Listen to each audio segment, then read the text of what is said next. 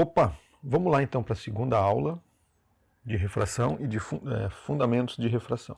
E na aula de hoje a gente vai falar sobre alguns princípios da física óptica, especificamente sobre a luz visível, a radiação eletromagnética e suas propriedades de partícula e de matéria, de partícula e de onda, e suas propriedades de onda e matéria, e sua interação com a matéria e com as superfícies.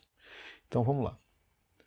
A luz visível, ou a luz que a gente chama de luz visível, ela é composta por um espectro de várias cores: vermelho, laranja, amarelo, verde, azul, anil e violeta, que são as cores do arco-íris. E essas cores, na verdade, elas estimulam os nossos fotorreceptores na mácula, de tal maneira que determinado comprimento de onda vai estimular mais ou menos determinados receptores. Então existem receptores com maior sensibilidade para as ondas largas, para as ondas de comprimento médio e para ondas de comprimento curto.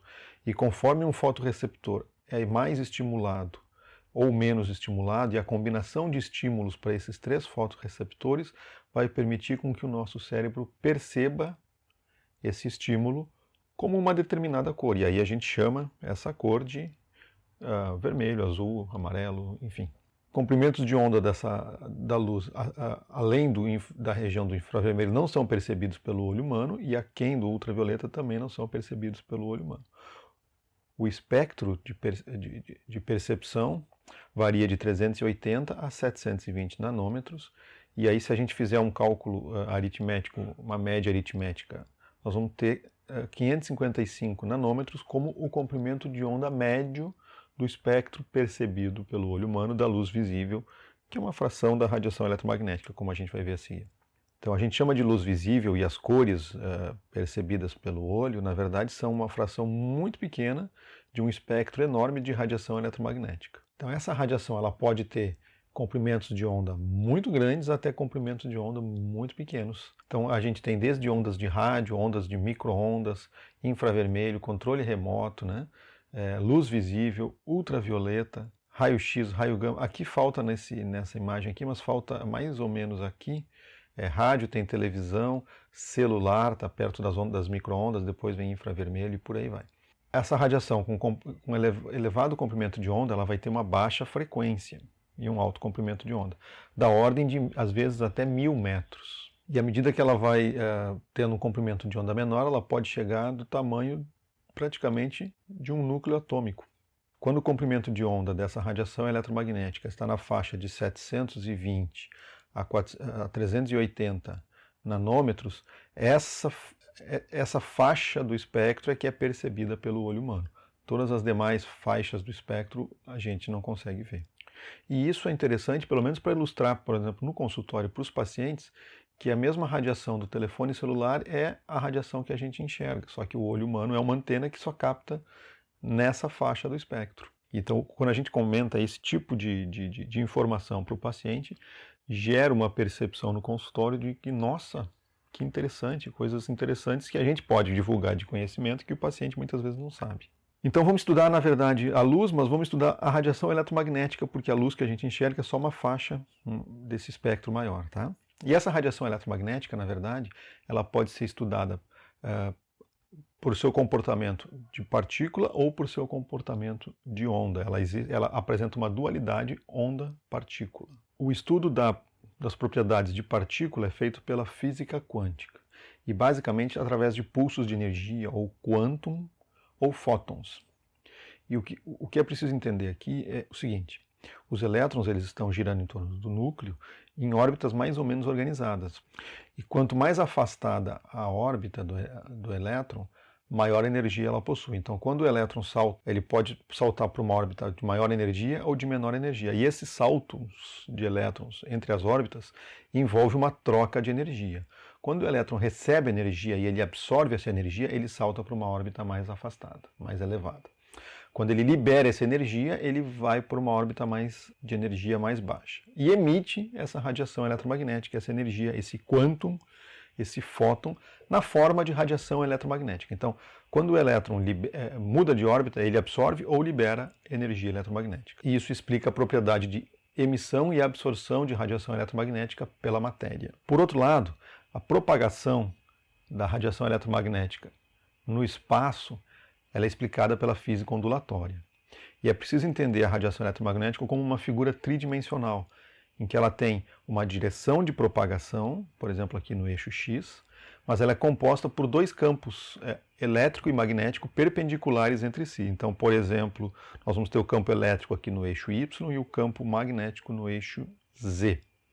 Então ela viaja numa direção de propagação com campos elétricos e magnéticos perpendiculares entre si. Só que ela não viaja de uma maneira organizada como está aqui nessa imagem, né? Ela viaja rodando em todas as direções. A gente já vai falar sobre isso. O fato é que quando a gente fala de radiação eletromagnética, a gente fala de absorção e emissão relacionados à física quântica. E reflexão, refração, polarização e os fenômenos de difração e interferência estão relacionados à física ondulatória. Vamos falar sobre a propagação ondulatória da radiação eletromagnética. O que a gente precisa entender é que ela viaja no espaço, numa direção de propagação, e a velocidade de propagação ela é proporcional ao produto do comprimento vezes a frequência. Quanto maior o comprimento, menor a frequência. O fato é que a velocidade é sempre constante. O que a gente precisa entender é que ela viaja no espaço, na direção de propagação, a uma velocidade v, ou em linguagem física, a velocidade c, que é no vácuo de 300 mil quilômetros por segundo. E essa velocidade é resultado do produto do comprimento de onda vezes a frequência dessa onda. E essa velocidade ela é sempre constante para cada meio, mas pode ser diferente em diferentes meios. Mesmo com velocidades diferentes em diferentes meios, o comprimento de onda é sempre constante e o que muda é a frequência. Quanto menor a frequência, menor a velocidade. Quanto maior a frequência, para o mesmo comprimento de onda, que é sempre constante, maior a velocidade. Então, para a mesma velocidade constante em cada meio, quanto maior a frequência, menor o comprimento de onda, ou quanto maior o comprimento de onda, menor a frequência, de tal maneira que para todo o espectro da radiação eletromagnética, a velocidade será a mesma, independente do comprimento de onda. Então, sabendo que a velocidade é constante e sabendo qual é a velocidade naquele meio, uma vez que a gente sabe qual é o comprimento de onda, é fácil determinar a frequência. Uma vez que a gente sabe qual é a frequência, é fácil determinar o comprimento de onda para chegar na velocidade objetivo daquele meio. E, portanto, quando a gente estiver num outro meio com velocidade diferente, sabendo que o comprimento de onda é constante, é fácil calcular a nova frequência. O fato é que em diferentes meios nós vamos ter diferentes velocidades. E essa relação entre as velocidades de diferentes meios é o fundamento que a gente vai usar na refração, tá? Chamado índice de refração. Agora, quando a velocidade diminui, o que muda não é o comprimento de onda, é a frequência. A constante da radiação eletromagnética é o comprimento de onda e a percepção da cor que a gente tem, ou as características físicas da radiação eletromagnética, é dado pelo comprimento de onda, que é constante em diferentes meios. A gente precisa entender, então, o que é o conceito de densidade óptica. Se a gente pensar na velocidade de propagação da radiação eletromagnética ou da luz no vácuo, ela não encontra nenhum obstáculo, porque o meio é de zero densidade óptica. À medida que a gente vai colocando mais partículas que interferem com a radiação eletromagnética, a gente vai ter meios de alta densidade óptica e a radiação, para atravessar esse meio de alta densidade óptica, ela vai levar mais tempo e, portanto, distância e tempo vão me dar velocidade. Quanto maior a distância no mesmo tempo, quanto maior o tempo na mesma distância, menor a velocidade. Então, meios de alta densidade óptica vão apresentar baixa velocidade da radiação. Meios de baixa densidade óptica vão apresentar alta velocidade da radiação. O segundo fenômeno que a gente precisa entender da radiação eletromagnética, além da velocidade de propagação, é a chamada polarização. E a polarização tem que ser entendida da seguinte forma. Primeiro, é preciso saber que a direção de propagação ela é linear. E ortogonal à direção de propagação, nós vamos ter os eixos elétrico e magnético perpendiculares entre si. Só que eles não são organizadinhos assim como estão na figura. E eles ficam girando de maneira muito aleatória. De modo que se eu olhar de frente, eu vou ver a radiação eletromagnética com seus eixos elétricos, por exemplo, em todas as direções, não a 90 ou a 180 extremamente organizado. Essa é uma luz natural não polarizada. Mas é possível aplicar um filtro polarizador que permite passar, por exemplo, somente a luz que estiver alinhada com o filtro. E aí eu vou ter, se o filtro está na vertical, a luz polarizada na vertical. E essa é uma luz que é percebida normalmente pelo olho humano, sem, vamos dizer assim, diferença nenhuma. Mas parte da informação se perde porque só se passam os raios alinhados com o filtro. E se eu alinhar um segundo filtro perpendicular ao primeiro, eu vou ter o bloqueio total da luz. Então o polarizador, e conforme a gente alinha os dois filtros na vertical, a gente continua vendo. Se a gente rodar um dos filtros perpendicular ao outro, a gente bloqueia a luz. Então isso aqui é a polarização da luz.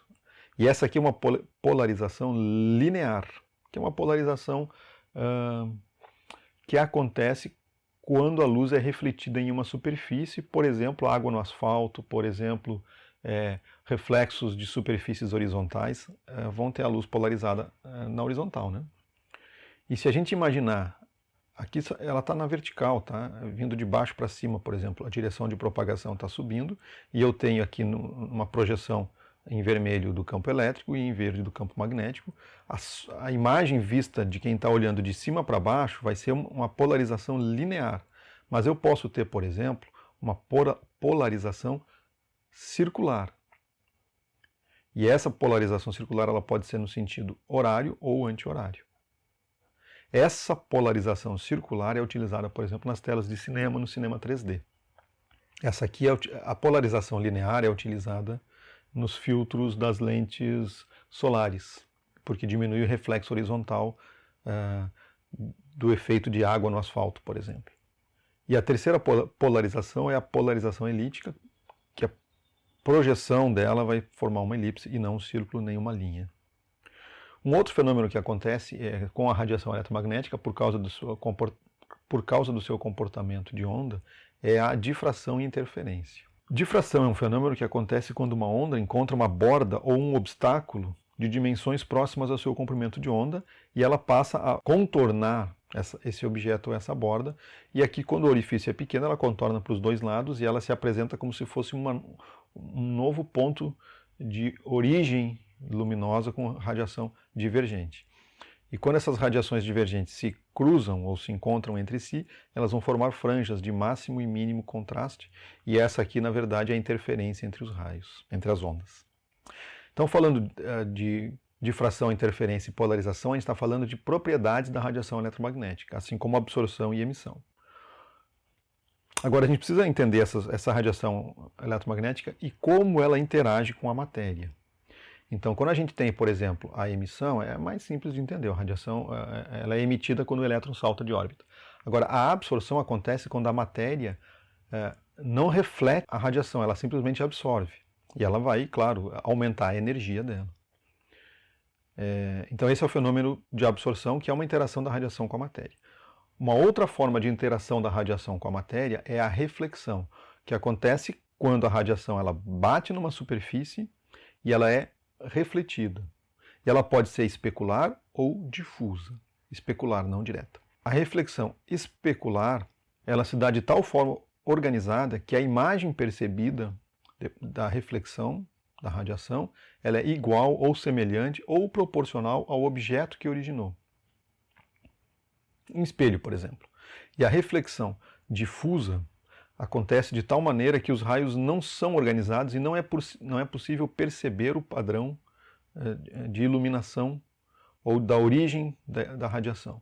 A gente simplesmente vê uma imagem espalhada. Que é o que acontece, por exemplo, com a matéria em geral, com as superfícies em geral. Quando a gente tem uma superfície, por exemplo, que reflete apenas a radiação azul, a gente ilumina ela com todas as cores, com a luz branca, ela vai ser percebida como azul. Ou, se ela reflete apenas a radiação vermelha, ela vai ser percebida como vermelha.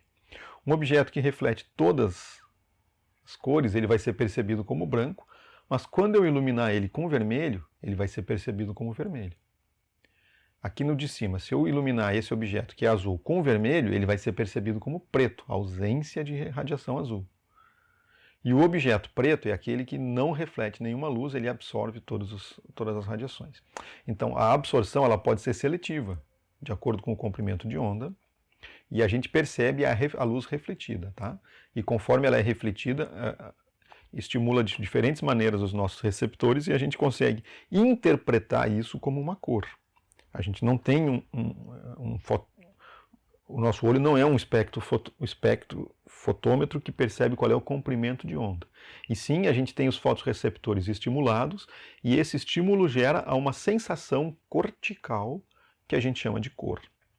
E olha como isso é interessante aplicado na prática.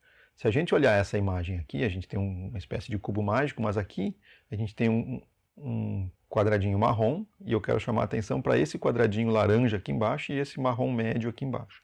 Na verdade, todos eles têm a mesma cor e eu vou mostrar isso agora. Eu abri uma página aqui do meu computador e eu consigo ter um aplicativo que ele me dá o código da cor conforme eu vou colocando. Então, por exemplo, ele vai marcando aqui o código branco, aqui ele vai marcar o código preto, código amarelo e ele dá no quadradinho aqui a própria cor. Se eu colocar aqui nesse marrom central de cima, a gente vê que o código é mais ou menos, é um marrom 129,72,17. É mais ou menos a cor que ele oscila aqui, 128,73,15, 129, 130, 72,16. Se a gente botar o mouse aqui, essa setinha aqui, a gente vai ter 128,71,16. Vê que é o mesmo padrão de cor, olha lá, 128, 71, 16 em toda a superfície. Aqui, 127, 72, 129, 72, 17. Conforme eu vou mexendo, ele vai pegando, ó, 128, 70, 129, 72, 17. Por incrível que pareça, ó, 128, 72, 15, 16, 127, 72, 16, 15. E aqui embaixo também, ó. 127, 70, 125, 129, depende um pouquinho onde eu vou passar, 129, 60, 125, 70, 16, ou seja, é a mesma cor, só que ela é percebida pelo nosso cérebro, o estímulo sensorial que ela gera é diferente de acordo com o meio em que ela está. Então aqui, como a gente está num meio muito claro, esse aqui deve ser muito escuro para poder ser proporcional. E esse aqui, como ela está num ambiente escuro, a gente interpreta como claro, mas a cor é a mesma. Veja só como o ambiente é percebido pelo cérebro como um jogo de contrastes e não só a cor absoluta. Bom, vamos adiante na apresentação aqui. E a terceira forma de interação com a matéria é chamada de refração, quando a matéria não absorve e nem reflete, ela refrata, ou seja, a radiação atravessa de uma superfície do meio 1 para o meio 2. E quando ela passa para o meio 2, ela vai mudar a velocidade. E essa mudança de velocidade no segundo meio vai provocar um desvio do raio. E refração. E é sobre isso que nós vamos falar daqui para frente. Só que através dessas propriedades de interação com a matéria, a gente pode classificar os meios ópticos em meios transparentes, aqueles em que a radiação, a luz visível, atravessa e a gente percebe o que está atrás, ou opacos, quando a radiação da luz visível não atravessa e a gente não vê o que tem atrás, né? Não vê adiante do meio. Ou translúcidos, que é uma situação intermediária. Então vamos lá, vamos entender um pouquinho de reflexão e refração. A gente precisa entender a anatomia dessa radiação, ou o desenho dessa radiação. E os principais componentes são, primeira coisa, superfície plana entre dois meios, tá? Essa chamada de superfície ou interface ou dióptro. Dióptro é a mesma coisa que interface, daí vem o termo dioptria, tá? E a gente vai ter então a normal, que é uma linha imaginária perpendicular à superfície. Na verdade, ela é perpendicular ao ponto de contato do raio incidente na superfície, na interface. Onde o ponto de contato, onde o raio tem o ponto de contato com a superfície, a gente traça uma tangente e a normal ela é perpendicular a essa tangente. Então nós vamos ter a superfície, a normal, o raio incidente da radiação e o ângulo que se forma entre o raio incidente e a normal, chamado ângulo de incidência. No caso de reflexão, nós vamos ter o raio refletido e vamos ter o ângulo B, que é o ângulo de reflexão. Sempre o ângulo A vai ser igual ao ângulo B, em relação à normal, tá? Sempre, e essa é uma característica da reflexão. no ponto de contato do raio incidente na superfície. Aí nós vamos ter a normal, tá? Sempre igual a normal. Agora, quando a radiação atravessa para o segundo meio, aí nós vamos ter o raio refratado, o ângulo de refração, e aqui nós, se pudesse imaginar uma linha pontilhada seguindo no sentido de propagação do raio incidente, nós vamos ter um segundo ângulo aqui, que é o chamado ângulo de desvio, que é um ângulo complementar. O ângulo A é igual ao ângulo C mais o ângulo complementar aqui que está imaginário. Seria A igual a C mais um Dzinho imaginário aqui, entre o raio refratado e o raio, a continuação do raio incidente. Tá? Mas o que se usa é o ângulo de incidência e o ângulo de refração, sempre em relação à normal. Tá? A diferença é que na reflexão a gente vai estar falando de espelhos e os raios eles vão estar no mesmo meio e, portanto, no mesmo índice de refração, por isso que os ângulos são iguais, mesma velocidade da radiação. E na refração nós vamos estar falando de meios diferentes e, portanto, diferentes velocidades, diferentes índices de refração. E, portanto, um desvio do raio, uma refração. E a refração ela é regida pela lei de Snell-Descartes. Na verdade, são dois cientistas, e ela expressa que o índice de refração do meio 1 vezes o seno do ângulo de incidência é igual ao índice de refração do meio 2 vezes o seno do ângulo de refração. E se eu souber 3 desses elementos, eu consigo descobrir o quarto. Como os índices de refração sempre são conhecidos, como o ângulo de incidência geralmente é conhecido, é muito fácil calcular qual é o ângulo de refração. Essa fórmula ela é constante para todo o espectro da radiação eletromagnética, porém, cada comprimento de onda vai apresentar o seu próprio índice de refração. Quanto menor o comprimento de onda, maior o índice de refração, maior o desvio. Sempre constante, mas sempre diferente para cada comprimento de onda. Então, quando a gente fala de luz branca, a gente, na verdade, tem que decompor ela e saber de qual comprimento de onda, por exemplo, o comprimento médio de 555 nanômetros. Ou qualquer outro que a gente escolha, desde que a gente saiba. E não existe, então, vamos dizer assim, um índice de refração para a luz branca. Embora a gente generalize isso muitas vezes. Tá? E eu vou mostrar aqui uma simulação de como isso acontece, como essa lei é aplicada na prática. Então a gente tem aqui nessa simulação, na parte de cima um meio 1, na parte de baixo um meio 2, e o raio vindo de cima para baixo, formando aqui no caso um ângulo de incidência 0, num índice de refração 0, e no segundo meio um índice de refração 0, ou seja, aqui não vai sofrer refração nenhuma. À medida que eu aumento o índice de refração do meio 2, eu posso entrar na zona de refração. Só que aqui não acontece nenhum desvio, porque na verdade o ângulo de incidência é 0 e os raios que vêm alinhados à normal não sofrem desvio. Né? À medida que eu aumento o ângulo de incidência, eu tenho um desvio. Vamos botar aqui 45 só para ilustrar. À medida que eu aumento o ângulo de incidência, eu começo a ter um desvio do raio. Então vejam bem aqui, ó, o ângulo de incidência de 45, o ângulo de reflexão no mesmo meio 45. E aqui, como muda o meio, muda a velocidade, a gente tem um desvio, a gente já vai entender como isso acontece. Eu vou dar um exemplo para vocês. Mas o fato é que o ângulo que antes era de 45, agora ele é de 13 graus, uma diferença significativa, né? E esse aqui seria o ângulo de desvio. O que a gente trabalha é com o ângulo de refração. Se eu mudar o meio para um meio de 1,5, que é um meio comum na oftalmologia para as resinas orgânicas, eu vou ter um desvio ainda assim significativo dependendo do ângulo de incidência. A situação que a gente mais deseja na oftalmologia é essa, com 0 ângulo de incidência, a luz vindo exatamente na frente do olho para que não tenha desvio. Mas se a gente tiver uma pequena variação, eu vou ter um pequeno efeito. Por exemplo, aqui um ângulo de incidência de 10, um ângulo de refração de 6,65, com esse desvio aqui. Se eu mudar o índice de refração de 1,5 para 1,7, que é considerado uma lente de alto índice, eu vou ter essa variação aqui. Agora o ângulo de incidência de 10 vai gerar um ângulo de refração de 5,86.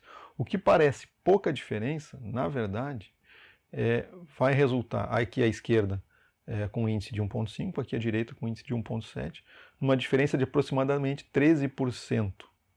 O que significa que uma lente de 1,7 é cerca de 13% Claro que depende do ângulo de incidência, mas ele é cerca de 13% mais eficiente. Então são pequenas mudanças no índice de refração que a gente consegue bons resultados na prática clínica, tá? Em eficiência na refração. Aqui é para a gente entender como é que a densidade óptica interfere na velocidade da luz e como é que isso gera um desvio do raio, tá? A maneira mais fácil de entender isso é imaginando um carro vindo em alta velocidade no asfalto ou num meio de baixa densidade e de repente ele, pum, muda de velocidade porque ele entra num meio de maior densidade óptica ou, por exemplo, do asfalto para uma pista molhada. Se o carro entrar de frente, ele vai reduzir a velocidade simultaneamente na roda direita dianteira e esquerda dianteira ao mesmo tempo. Então, a velocidade do carro vai diminuir de maneira simétrica. Agora, se o carro entrar de lado, no meio, a primeira roda dianteira direita, que quando ela mudar para um meio de maior densidade óptica, ela vai girar em menor velocidade. Enquanto a roda da esquerda, ela vai por algum momento girar numa velocidade mais rápida. Então vai ter numa parte do trajeto, uma roda vai girar lenta e uma outra roda vai girar rápida. E isso vai provocar um desvio em direção à normal, claro, porque a roda da esquerda vai estar girando tão mais rápido que vai fazer o carro virar para a direita. Então se a gente entrar de lado, e quanto mais de lado a gente entrar, maior vai ser o desvio sofrido. Matematicamente é possível calcular, sabendo as velocidades e sabendo qual é a inclinação, qual o ângulo de incidência e qual o ângulo de refração. Essa é a fórmula, através desses cálculos matemáticos de trigonometria, que o Snell e o Descartes chegaram à fórmula que eu apresentei para vocês. O fato é que a gente não vai precisar de tudo isso, basta a gente saber o índice de refração de um meio e de outro. Tá? E o que é o índice de refração, afinal? É uma relação entre a velocidade da luz num determinado meio e no vácuo. A gente sabe que para o mesmo meio, a gente vai ter índices de refrações diferentes para cada comprimento de onda, de maneira que o menor comprimento de onda sofre mais refração, como está ilustrado aqui no slide. Tá?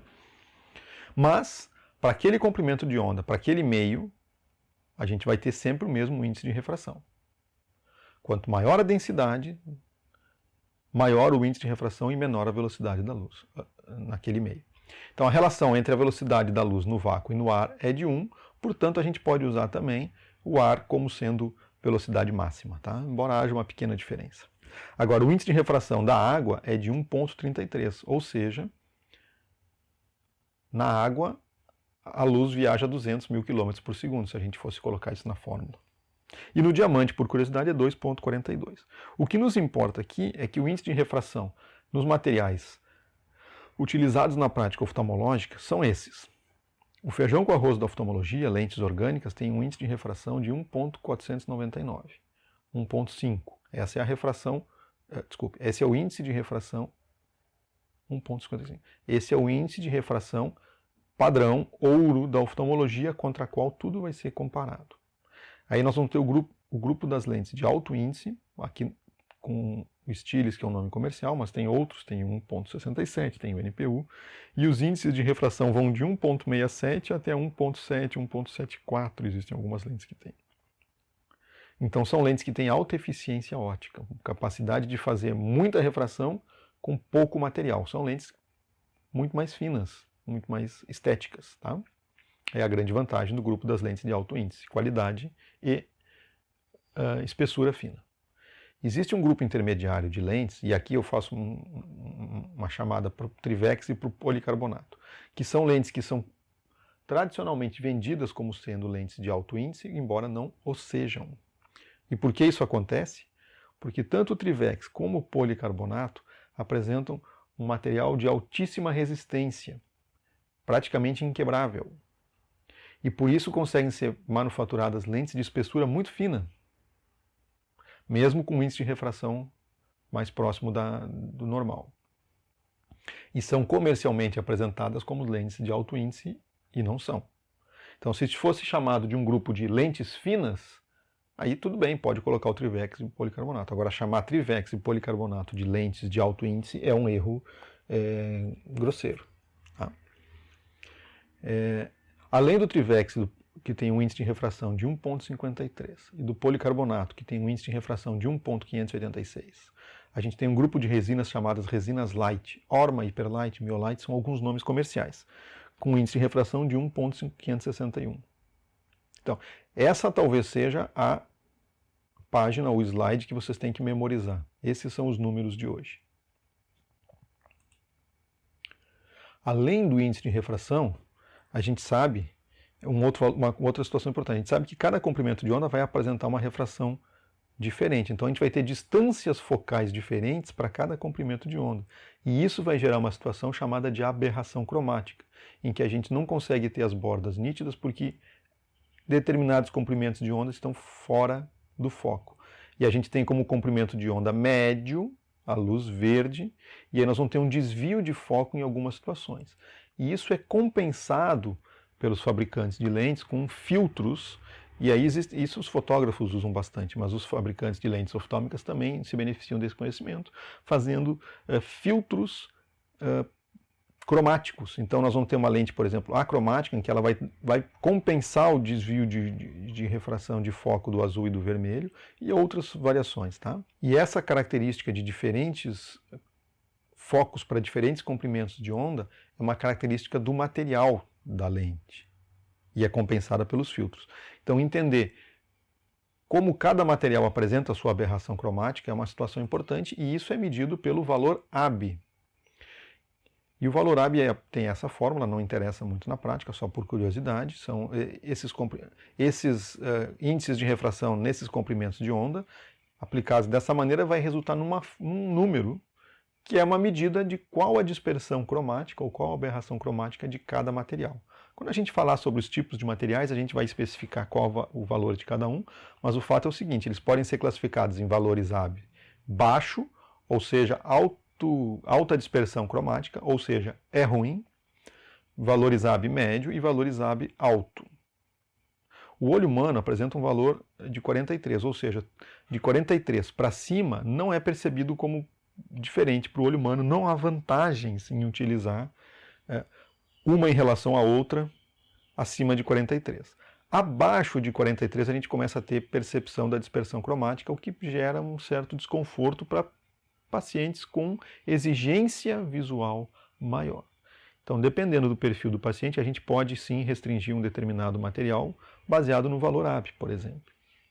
E por hoje é isso. A gente falou nessa aula sobre a radiação eletromagnética, suas propriedades de partícula e de onda, e as interações da radiação eletromagnética com a matéria, focado principalmente nos fundamentos que são relevantes para a prática oftalmológica. E assim a gente termina a aula de hoje.